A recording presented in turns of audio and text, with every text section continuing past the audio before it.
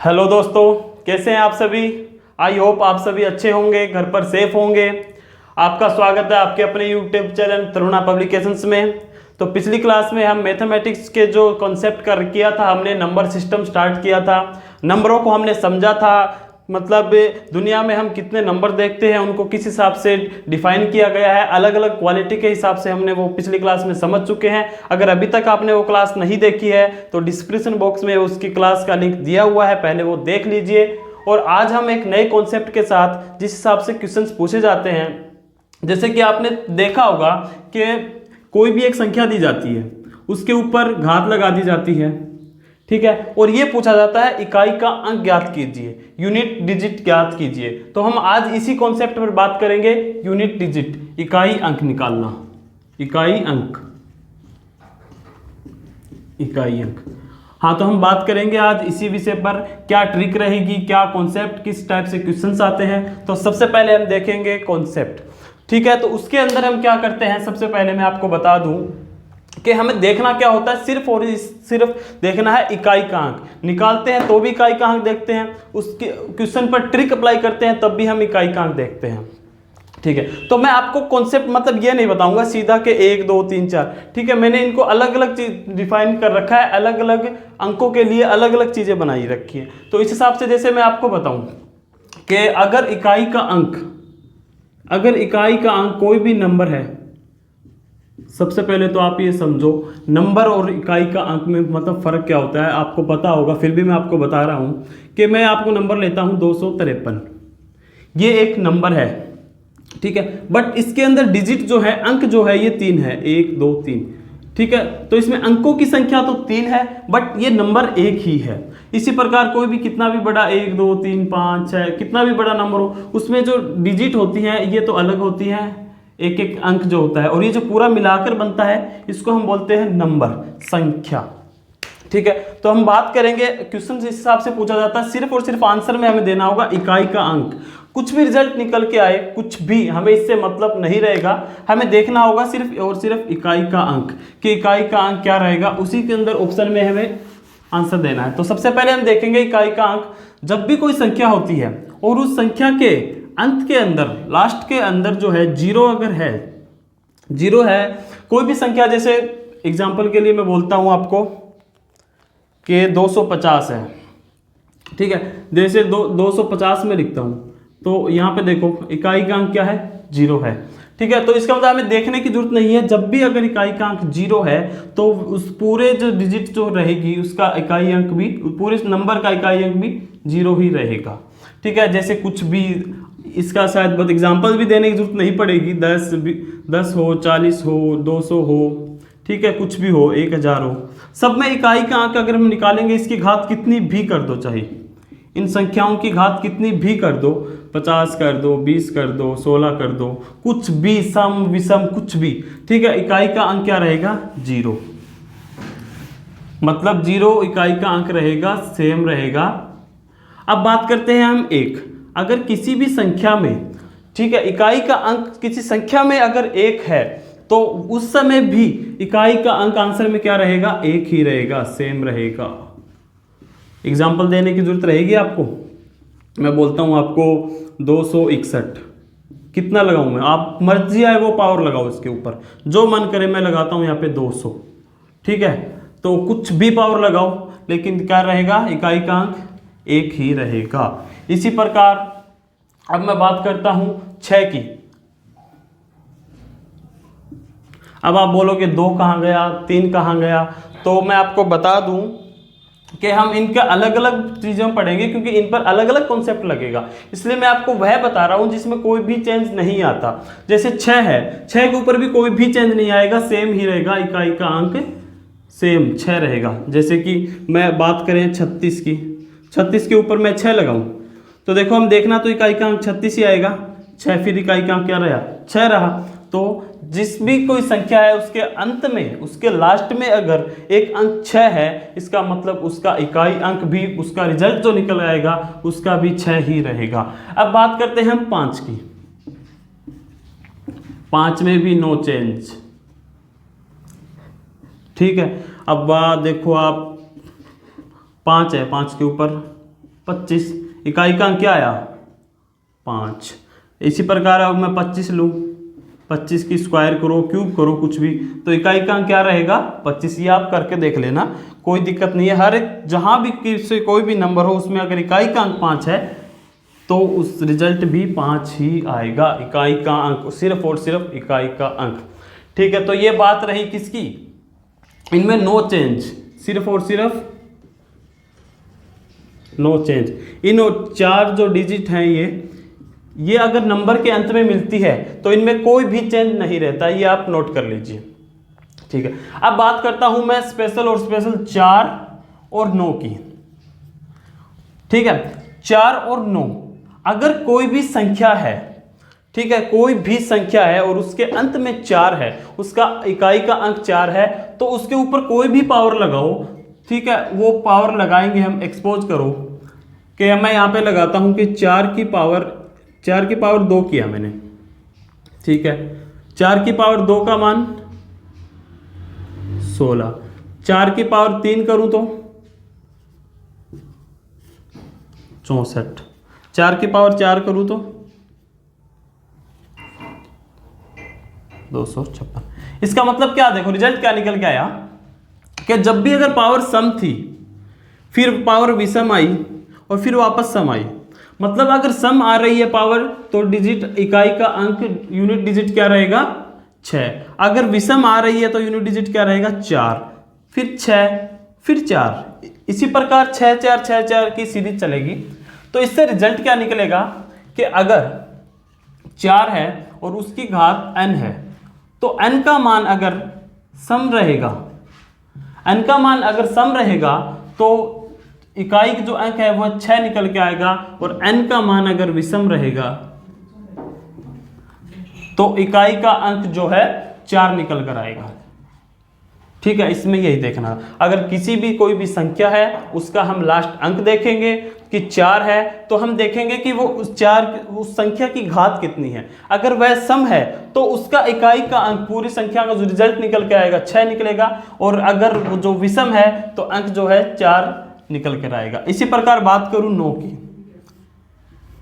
9 में भी हमें यही देखना है। 9 ये क्या है 4 और 9, ये देखना क्या है हमें 0 1 6 5 4 9, मैंने आपको ये बताया, ये हमें देखना है संख्या का इकाई अंक, सिर्फ और सिर्फ इकाई अंक पे हमें फोकस करना है।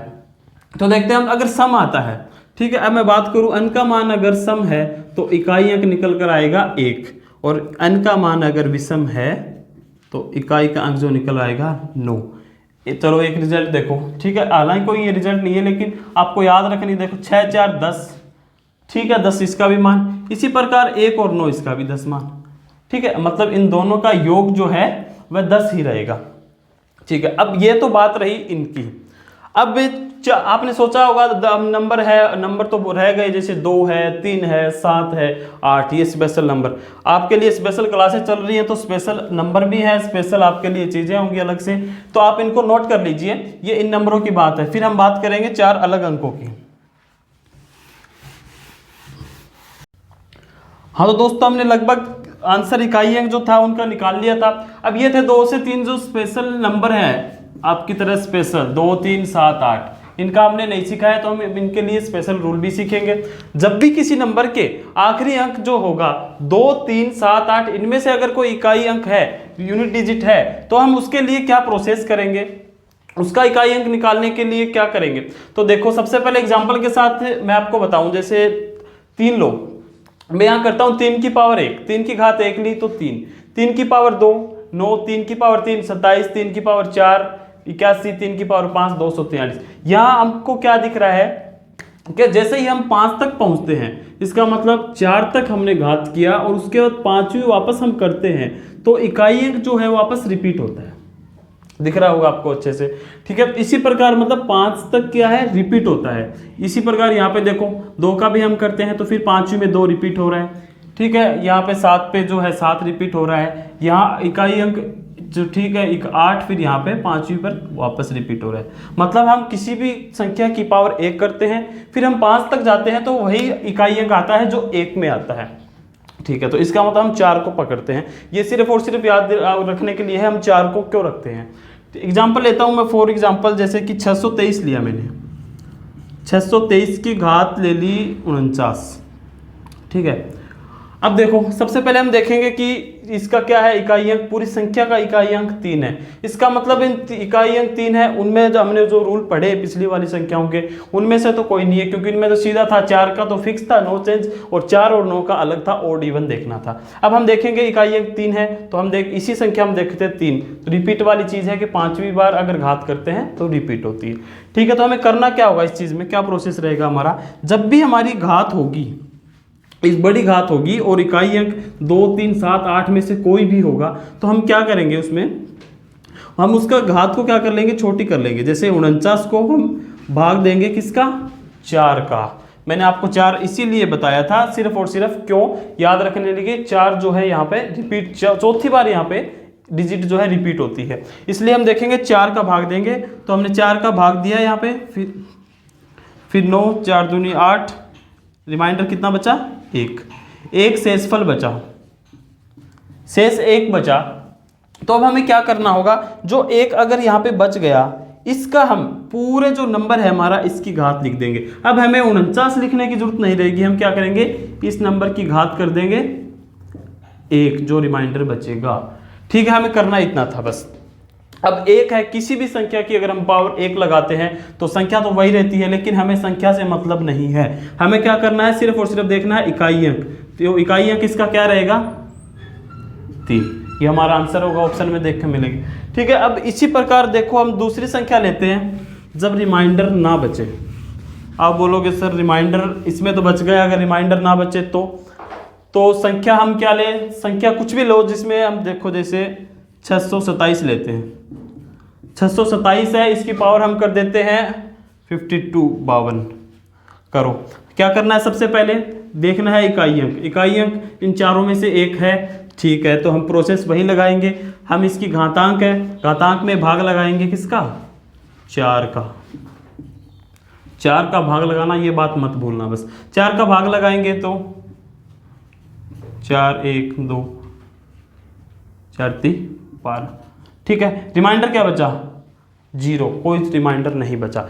ऐसी कंडीशन में हमें क्या करना होगा, जब भी कोई रिमाइंडर ना बचे, उस कंडीशन में हमें पावर जो है क्या करनी होगी, जो भी संख्या है, जैसे 627 थी, तो 627 की पावर हम क्या कर देंगे, 4, ठीक है। बस ये देखना, जब भी रिमाइंडर ना बचे तो उस पूरे नंबर की हम घात क्या कर देंगे, 4। अब ये घात 4 कर दी, फिर हमें इकाई से ही मतलब है, तो हम क्या देखते हो, इसको 4 बार थोड़ी ना लिखेंगे, करना क्या होगा, मैं 7 गुणा 7 गुणा 7 गुणा 7, हमें मतलब है इकाई के अंक से सिर्फ और सिर्फ, तो 7 7 49, 7 7 49, फिर हमें इकाई से मतलब है, हमें इससे मतलब ही नहीं है 4 से, तो हम लेंगे 9 और 9, तो 9 गुणा 9 81, इधर लिख देता हूं, आपको नहीं दिख रहा होगा तो 49 आया। हमें इससे मतलब नहीं होता, सिर्फ हमें इकाई अंक देखना है, तो हम इकाई अंक को करते हैं तो 81, फिर इकाई अंक इसमें क्या रहेगा, 1, तो हमारा आंसर क्या रहेगा, इकाई अंक इसका 1 आएगा। इसी प्रकार बड़ी से बड़ी संख्याएं कुछ भी हो सकती हैं, कितनी भी हो सकती है, इसके ऊपर जो क्वेश्चंस रहेंगे, किस टाइप से क्वेश्चन आएंगे वो हम आगे करेंगे। अभी आपको नोट करना है सिर्फ और सिर्फ ये कि जब भी इकाई अंक इन 4 डिजिट में से रहेगा तो हमें प्रोसेस लगाना है। 2 एग्जाम्पल के साथ मैंने आपको बताया है, आप स्क्रीनशॉट ले लीजिए अच्छे से इसका, फिर हम करते हैं क्वेश्चंस।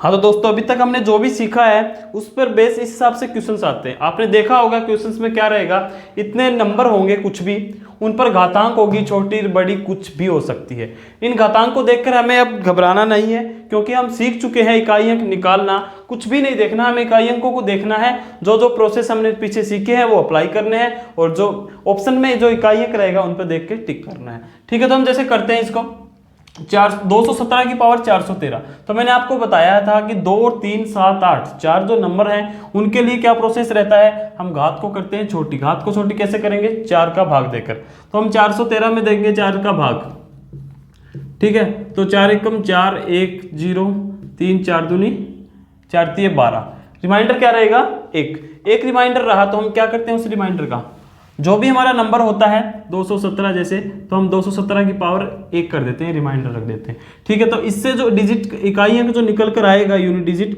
7 1 कम 7, 217 की पावर 217, इसका मतलब जो इकाई अंक निकल कर आएगा 7। ठीक है, अब हम आगे चलते हैं। अब देखो इसमें कि ये यहाँ पे देखे इकाई अंक क्या रहेगा 9। इकाई अंक जब भी 9 है, मैंने आपको बताया था 4 और 9 अगर इकाई अंक है तो हम देखते हैं सम और विषम। तो इसका इकाई अंक जो है ये विषम संख्या है, विषम संख्या है तो हम क्या करते हैं, इकाई अंक विषम संख्या होती है तो इकाई अंक उसका रहेगा 9। फिर देखो आगे यहाँ पे 4, फिर वही बात 4 का भी हम सम और विषम देखेंगे तो यह सम संख्या है। ठीक है, सम संख्या है तो इसका इकाई अंक क्या रहेगा 6। और इसी प्रकार इसमें 2 वाला प्रोसेस 2 3 7 8 लास्ट में जो पड़ा था वो प्रोसेस करेंगे। 812 में 4 का हम भाग लगाएंगे, 812 में 4 का भाग लगाने के बाद जो रिमाइंडर बचेगा, रिमाइंडर का हम क्या करेंगे, इसका नंबर जो है इसके ऊपर पावर लगाएंगे और उसका भी इकाई अंक क्या रहेगा 6। ठीक है, हम देखते हैं वही प्रोसेस जो हमने पीछे सीखा था, तीनों नंबरों पे अप्लाई किया है। अब हम करते हैं इसको गुणा 6 36 7 9 63। फिर हमें इकाई अंक से मतलब है, हमें कोई मतलब नहीं, तो 3 और 6 6 3 18 रहेगा, 18 का इकाई अंक लास्ट क्या रहेगा 8। तो हम आंसर में टिक कर देंगे डी पर कि 8 इकाई अंक हमारा सही होगा। चलो इसी प्रकार हम देखते हैं क्वेश्चन दूसरा। अब देखिए हम क्या करते हैं इसके अंदर दूसरे क्वेश्चंस में कि जब भी देखो अभी यहाँ पे 4 है तो 4 का वही डिजिट निकालेंगे तो 4। इसी प्रकार 5 है, 5 का मैंने बताया था 5 रहेगा, कोई भी इकाई है को उसका 5 सेम रहेगा, नो चेंज कोई। और 1 है तो 1 का भी क्या रहेगा सेम रहेगा। ठीक है, तो 5 चौक 20, हमें किसी से मतलब नहीं है, 2 से हमें मतलब है, इकाई अंक 0 से, तो हमारा क्या रहेगा इकाई अंक 0। बस ऐसे क्वेश्चंस थे हमें करने थे। इस प्रकार से हमें बस इकाई का अंक देखना है और हमें जो रूल बताए हैं मैंने वो फॉलो करने हैं। और बड़े से बड़े डिजिट जो कितनी भी बड़ी डिजिट हो, कितने भी बड़े नंबर हो, हम उनको कर सकते हैं आराम से। अगली क्लास में मिलते हैं एक नए कॉन्सेप्ट के साथ, तब तक बने रहिए तरुणा पब्लिकेशंस के साथ। Thank you.